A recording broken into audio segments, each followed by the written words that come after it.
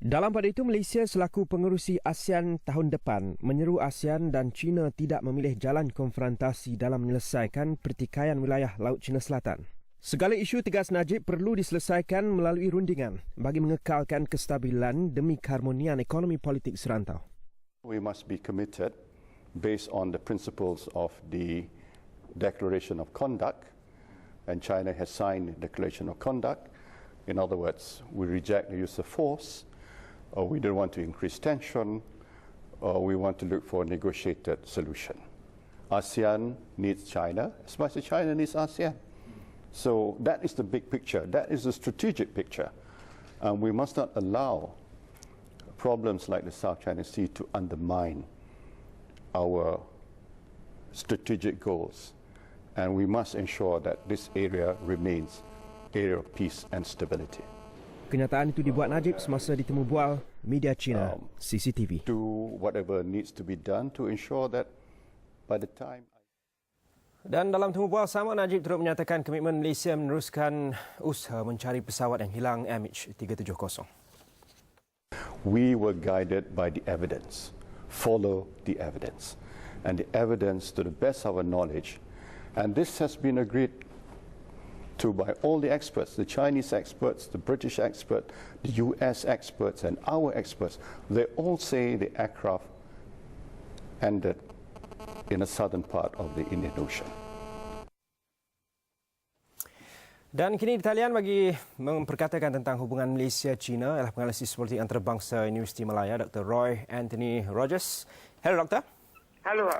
Okey, Doktor. Jika dilihat di pentas persepsi pada awal tragedi MH370 dan selepas kedatangan Presiden Amerika Syarikat Barack Obama ke Malaysia, ada penganalisis politik yang berpendapat yang melihat prinsip dasar luar serta pendirian China ke atas Malaysia itu banyak jauh berubah. Jadi bagaimana Doktor membaca keakraban hubungan KL-Beijing ini? Okey, baik. Dalam isu MH370, okey, saya dapat lihat dari mana hubungan Malaysia dengan China masih terus kukuh. Okey, dan sejak kebelakangan ini atas inisiatif yang diambil oleh pemimpin Malaysia seperti Datuk Seri Najib semasa lawatan rasmi beliau ke China dalam memberi kata bahawa Malaysia akan teruskan usaha pencarian dan termasuk juga pemangku Menteri Pengangkutan Datuk Seri Hishamuddin turut pergi ke China.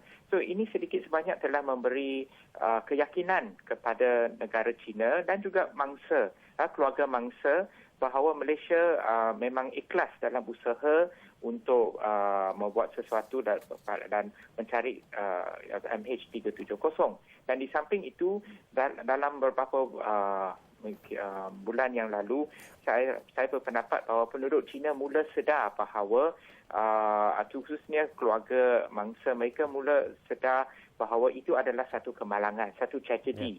Yang mana yang menimpa bukan hanya penduduk China termasuk penduduk Malaysia. So lama kelamaan mereka dapat menerima hakikat tersebut dan ditambah pula dengan sikap yang diambil proaktif yang diambil oleh kerajaan Malaysia.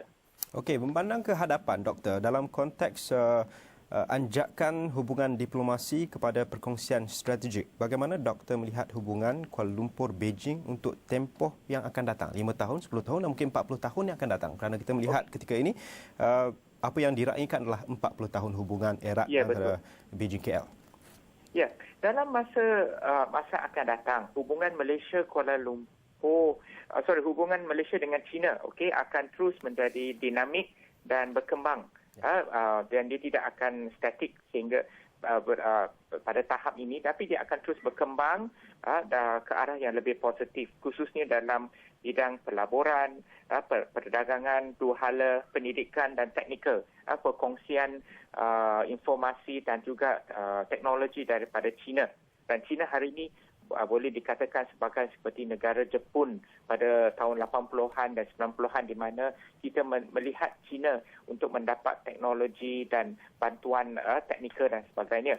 Tapi pada masa yang sama, hubungan antara dua negara ini juga ada cabaran-cabarannya. Kita tidak boleh hanya melihat dari sudut yang peluang, tapi ada juga cabaran. Antara cabaran termasuk isu Laut Cina Selatan, itu secara langsung yang melibatkan Malaysia dan China, dan secara tidak langsung juga hubungan China dengan kuasa-kuasa besar, khususnya dengan seperti Jepun, rebutan Kepulauan Senkaku. Kestabilan Asia Timur sendiri akan merupakan satu perkara yang Malaysia akan melihat dengan serius.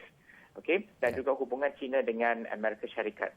Baik, terima kasih Dr. Roy Anthony Rogers. Sikit sebanyak mengulas mengenai hubungan Malaysia-China dengan memandang kehadapan konteks anjakan hubungan diplomasi